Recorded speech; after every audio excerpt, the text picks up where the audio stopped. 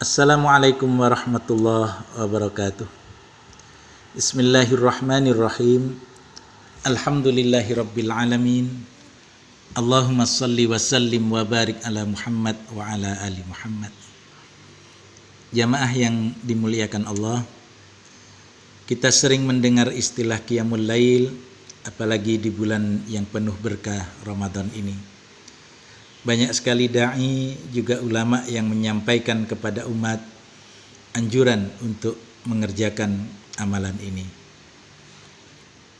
Jamaah yang dimuliakan Allah, qiyamul lail mencakup seluruh ibadah yang dilakukan di malam hari, dan itu bisa membaca Al-Quran, berzikir, berdoa, sholat, atau amal ibadah yang lainnya.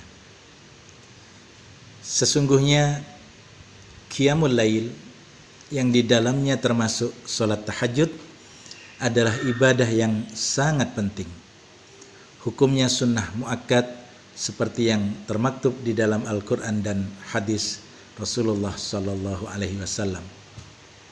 Di dalam surah Al-Muzammil ayat 1-6 Allah berfirman, A'udzubillahi minasyaitonirrajim.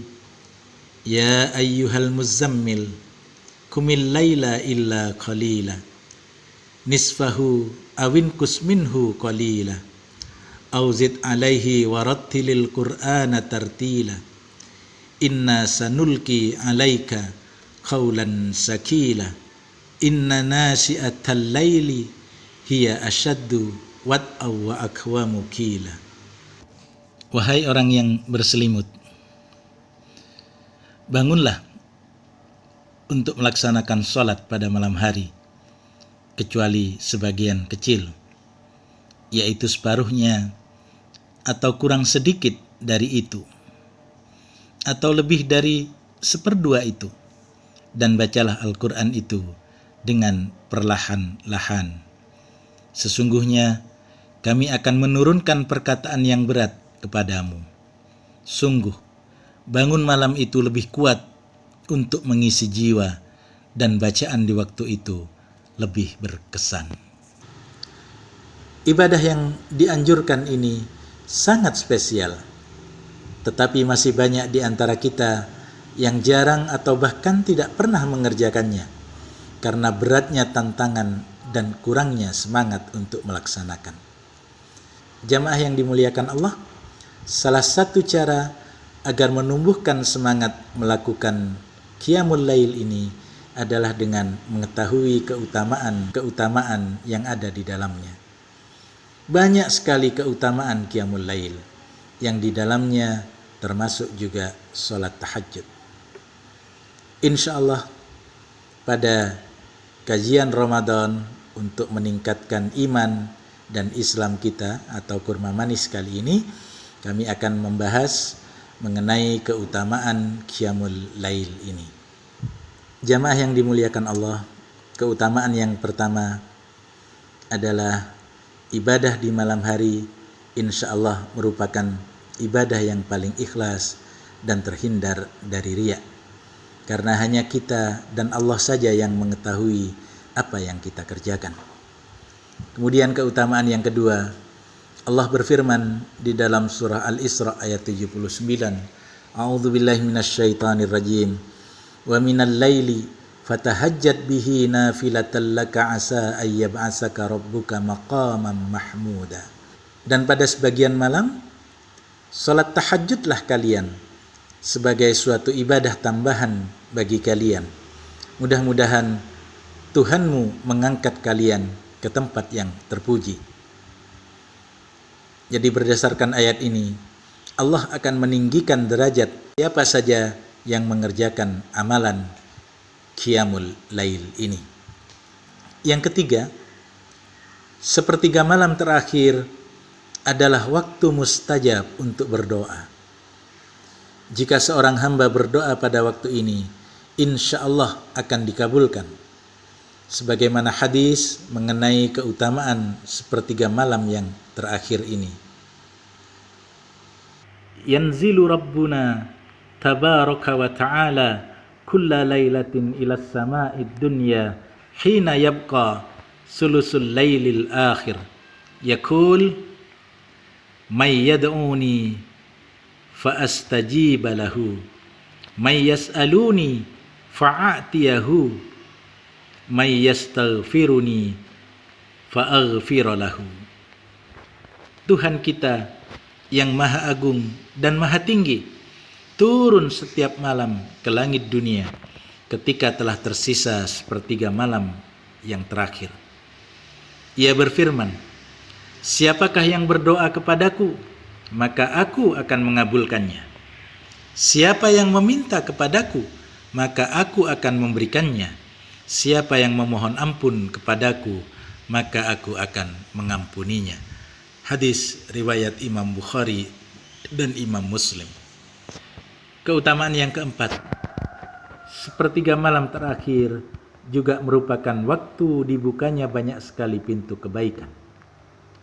Mu'ad bin Jabal pernah bertanya kepada Rasulullah sallallahu alaihi wasallam, "Wahai Rasulullah, beritahukan kepadaku amalan yang dapat memasukkan aku ke surga dan menjauhkanku dari neraka."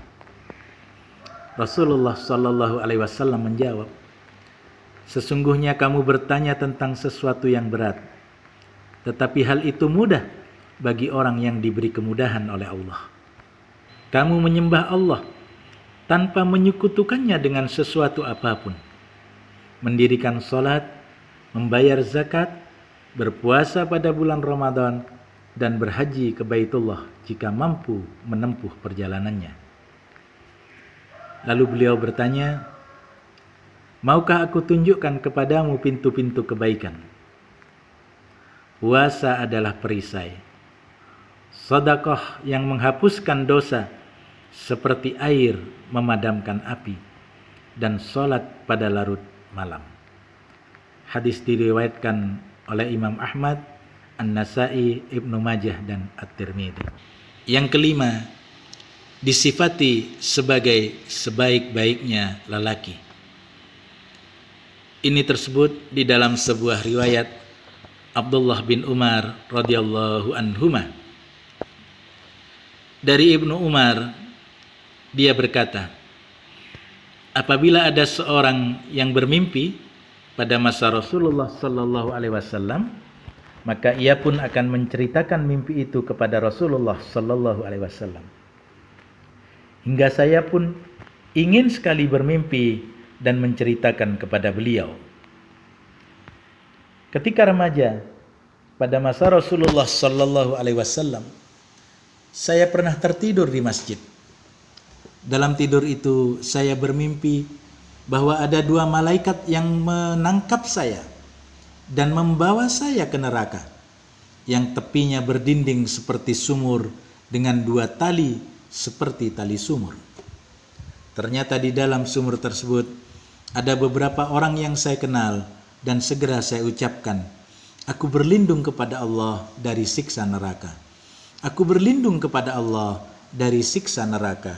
Aku berlindung kepada Allah dari siksa neraka. Tak lama kemudian, kedua malaikat tersebut ditemui oleh satu malaikat yang lain, dan ia berkata kepada saya, kamu akan aman. Lalu saya ceritakan mimpi saya ini kepada Hafsah radhiyallahu anha, dan Hafsah pun menceritakannya kepada Rasulullah sallallahu alaihi wasallam. Kemudian Rasulullah sallallahu alaihi wasallam bersabda, sebaik-baik orang adalah Abdullah bin Umar jika ia berkenan melaksanakan salat di sebagian malam. Salim berkata, setelah itu Abdullah bin Umar tidak pernah tidur di malam hari kecuali sebentar. Diriwayatkan oleh Imam Muslim. Itulah sedikit gambaran dari Qiyamul Lail, di mana kita bisa mengisinya dengan salat tahajud, membaca Al-Quran, dan berbagai ibadah lainnya untuk menghidupkan malam-malam tersebut, khususnya di bulan Ramadan ini. Tentunya masih sangat banyak keutamaan yang lain yang akan kita ketahui dan rasakan setelah kita melaksanakan Qiyamul Lail ini dengan istiqomah. Semoga Allah memberikan kita keringanan dan kemudahan serta istiqomah dalam melaksanakan ketaatan ini. Kurang lebihnya mohon maaf. Billahi taufiq wal hidayah. Assalamualaikum warahmatullahi wabarakatuh.